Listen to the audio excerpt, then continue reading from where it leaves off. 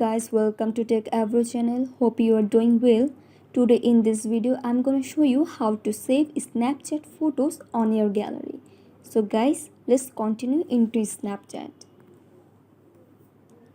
After opening this, you just need to click on the gallery option.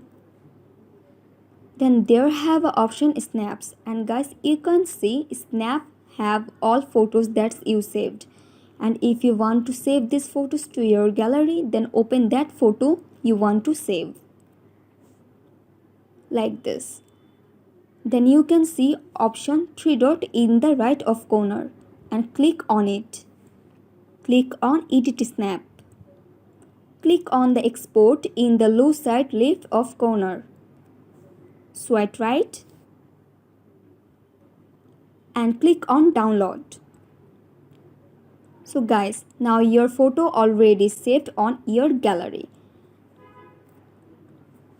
So guys, I hope this video was helpful to you. If it was, then please give a thumbs up and hit the subscribe button. Thanks for watching the video.